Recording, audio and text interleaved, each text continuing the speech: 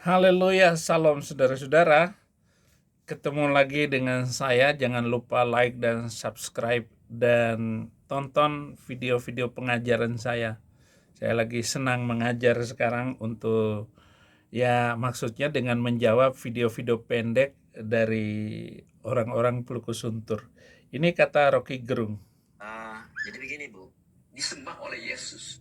Tuhan yang disembah oleh Nabi Ibrahim, disembah oleh Yesus, disembah oleh Musa, disembah oleh Nabi Muhammad. Kan sama kan Tuhannya? Iya. Jadi apa yang membedakan tuh? Yang membedakan adalah Islam datang terakhir tuh. Karena itu Islam menyimpulkan bahwa yang akan datang mengikuti yang terakhir tuh. Jadi finalnya di Quran seluruh ayat itu. Tetapi simbolisasi tentang Tuhan kita nggak bisa bilang. Coba kita cek Nabi Ibrahim bertuhan siapa tuh? Kan kita nggak bisa cek, kita mesti andaikan dia bertuhan seperti yang diterangkan oleh Quran. Yesus juga sama. Tapi Ntar dulu Rocky, on lo dasar dongok. Di mana perbedaannya? Yang pertama, Ibrahim tidak pernah menyembah Allah Subhanahu wa taala karangan Muhammad. Daud tidak pernah menyembah Allah Subhanahu wa taala, dan Musa juga tidak pernah mengatakan bahwa pencipta langit dan bumi itu Allah Subhanahu wa taala. Rocky, kalau kamu nggak tahu berbicara tentang agama, jangan ikut-ikut ngomong, ngemeng aja lu, omong-omong. Udah minta maaf belum sama Prabowo? Datang ke istana minta maaf, Rocky. Kalau mengacaukan pembangunan dan perjalanan bangsa ke depan ini, habisin Pak Prabowo seperti zaman dulu waktu jadi Pangkostrat itu, waktu Densus itu, ya. Persamaan Allah. Nah, saya ngomong persamaan Allah dengan jin, iblis, sama-sama menyesatkan manusia. Apa pekerjaan utama si jahat? Jawabannya ada di dalam Al-A'raf ayat 16 dan 17. Surat ke-7, menggoda manusia agar berbuat dosa atau menyesatkan manusia. Bagaimana dengan Allah? Percaya atau tidak? Allah juga melakukan hal yang sama, yaitu dengan menyesatkan manusia. Perhatian ayat-ayat Quran, misalnya An-Nahl surat ke-16 ayat 93, Ar-Ra'du 13 ayat 27, Ibrahim ayat 4, semuanya menegaskan bahwa Allah membimbing mereka yang ia kehendaki dan menyesatkan mereka yang ia kehendaki. Dalam An-Nisa 488 dan 143, Asy-Syu'ara 42 ayat 46, Kahfi 18 ayat 17, dikatakan bahwa engkau tidak akan bisa membimbing mereka yang telah disesatkan oleh Allah. Perhatikan dalam Al-Baqarah ayat 2, surat kedua ayat 10, dikatakan bahwa orang-orang tidak beriman mempunyai penyakit dalam hati mereka dan Allah memperparah penyakit mereka. Percayakah Anda pada hal yang demikian itu? Kalau dibandingkan dengan Alkitab, nggak akan ketemu model Allah Sang Tuhan itu seperti yang diceritakan oleh Al-Quran. Apalagi kalau sudah berkaitan dengan ajaran yang dibawa oleh Yesus, adanya hanya kasihilah musuhmu dan berdoalah bagi mereka yang menganiaya kamu. Bukannya membimbing mereka, malahan Allah memperparah penyakit mereka. Allah bahkan menjadi marah pada orang-orang yang mencoba untuk membimbing mereka yang telah disesatkan olehnya. An-Nisa ayat 48, apakah kamu bermaksud memberi petunjuk kepada orang-orang yang telah disesatkan oleh Allah? Apakah berani kamu memberikan petunjuk kepada Saifuddin Ibrahim yang sudah murtad itu? kecil, Saifuddin Ibrahim tidak akan tergoda,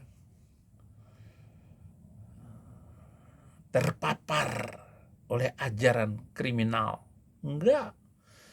Bahkan setan menyesatkan manusia sebagaimana di atas sementara di surat A'raf 18, Allah akan memenuhi neraka dengan mereka yang telah disesatkan oleh setan. Serem baca kitab itu, saudara-saudara. Kerjasama iblis, setan, jin itu untuk menipu manusia. Bukankah telah nyata di sini bahwa ada kerjasama yang kuat antara setan dan Allah, di mana iblis akan menyesatkan dan Allah akan memenuhi neraka dengan mereka yang telah disesatkan.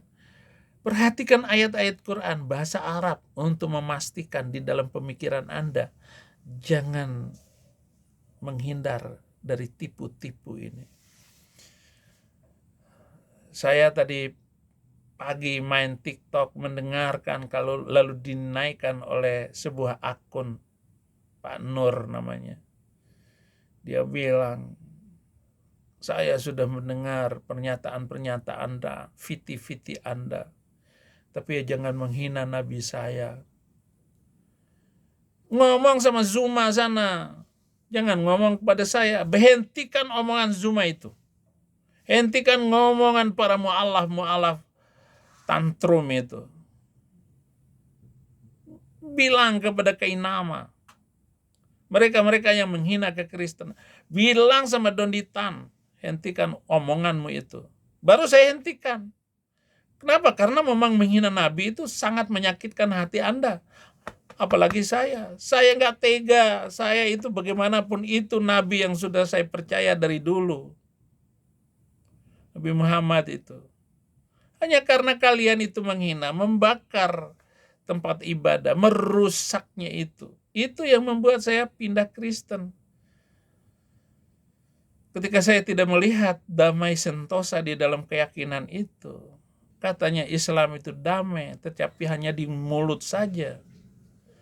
Di mana kita bisa mengajari orang-orang Islam untuk tunduk patuh, baik, jinak, berhormat.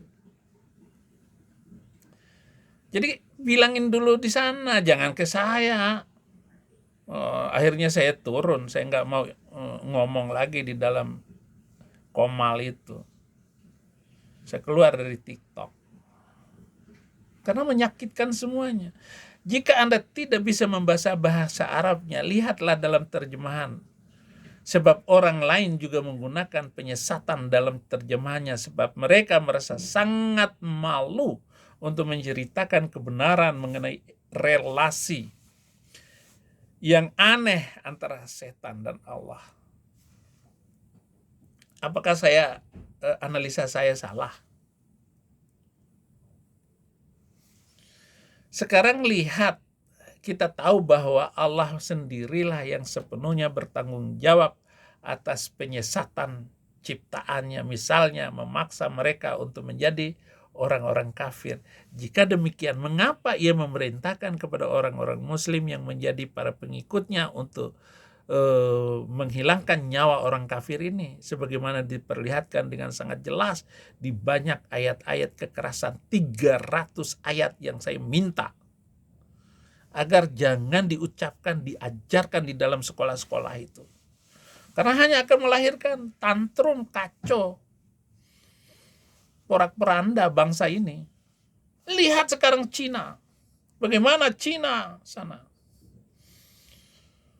Tidak boleh ada orang yang mengganggu ibadah orang lain, dan tidak ada boleh itu mengacaukan masyarakat karena agama, teriak-teriak pakai mikrofon. Bayangkan itu benua besar Cina itu, aman, tentram, dan ekonominya sekarang sudah mengalahkan ekonomi Amerika dalam waktu 40 tahun. Kita jangankan itu, dengan Korea Selatan kita kalah, dengan Malaysia kalah. Padahal tahun 60-an, 70-an itu guru-guru itu dikirim ke Malaysia untuk mengajar di sana. Tapi sekarang guru-guru Indonesia, orang Malaysia nggak ada yang sekolah di Indonesia lagi. Betapa rendahnya bangsa kita ini. Dan yang merusak itu adalah agama. Mahathir Muhammad, orang Melayu ditipu oleh para ustadz. Ajarnya beginilah, inilah, itulah. Serem ajarannya. Coba lihat saja saudara-saudara ayat-ayat yang menyerukan menghabiskan orang-orang kafir kecuali mereka memeluk Islam. Surat kedua ayat 244. Surat keempat 76, 77, 84, 89. Anfal ayat 12, ayat 39. Ini motong leher orang semua itu. Taubah surat ke-9 ayat 5, 14, 29, 111, 88, 112, 123, surat 47 ayat 4. Semuanya berisi seruan untuk menghilangkan nyawa orang non-muslim hingga semua agama menjadi milik Allah. Jadi ada agama Allah, Allah punya agama. Aneh. Manusia aja lah yang punya agama, masa Allah punya agama? Ngawur. Mat. Jihad. Membun-bun mereka dimanapun kamu menemukan mereka hingga mereka membayar jizyah dengan tunduk yang merupakan pajak penghinaan atas orang-orang non-muslim.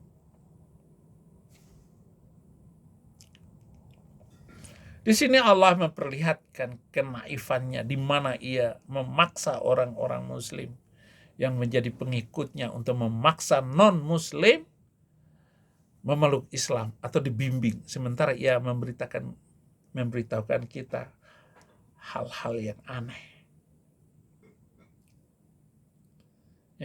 Rocky Gerung? Orang lihat hal yang historis. Yesus itu kedudukannya nabi atau Tuhan itu. Bagi orang Yahudi, Yesus bukan Tuhan. Bagi orang Kristen, Yesus adalah Tuhan yang disembah oleh Nabi Ibrahim. Gak usah ngomong, Rocky, lu dulu Kristen. Menurut kamu, Yesus itu Tuhan atau Nabi? Terserah. Lu anggap Tuhan monggo, Nabi monggo. Tetapi apa yang diajarkan oleh Yesus Kristus di luar nalar manusia, bagaimana guru mencuci kaki murid, itu sebuah pengertian yang akan memutar otakmu, kepala dungumu itu. Quran surat keempat ayat 88, maka mengapa kamu terpecah menjadi dua golongan dalam menghadapi orang-orang munafik? Padahal Allah telah membalikkan mereka kepada kekafiran disebabkan usaha mereka sendiri. Apakah kamu bermaksud memberi petunjuk kepada orang-orang yang telah disesatkan Allah?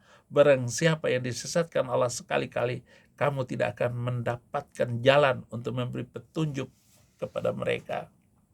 May yahdillahu fala mudhillalah wa may yudlil fala hadiyalah.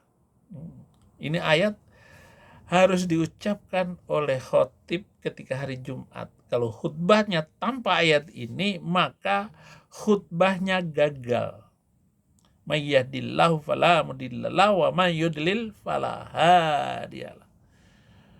Surat keempat ayat 143, mereka dalam keadaan ragu antara yang demikian iman atau kafir. Tidak, mereka masuk kepada golongan ini orang-orang yang beriman dan tidak pula kepada golongan itu bagi orang yang kafir. Maka kamu sekali-kali tidak akan mendapatkan jalan untuk bertunjuk kepada mereka. Ayat-ayat inilah yang meragukan saya, saudara-saudara, sehingga saya harus tinggalkan. Oleh karena itu, saudara harus rajin untuk mengikuti video-video saya. Mungkin saya lagi enak badan atau apa, maka saya mengajar dengan baik. Bagi yang bertanya, saudara-saudara penonton yang nanya, Abi, kapan itu ayat itu dibongkar? Kan saya bongkar satu persatu. Banyak kita temukan ayat-ayat ini. Nah, inilah saudara-saudara yang saya sampaikan untuk menguatkan iman kekristenan. Jangan sampai ada orang Kristen yang meninggalkan Yesus Kristus. Tuhan Yesus memberkati.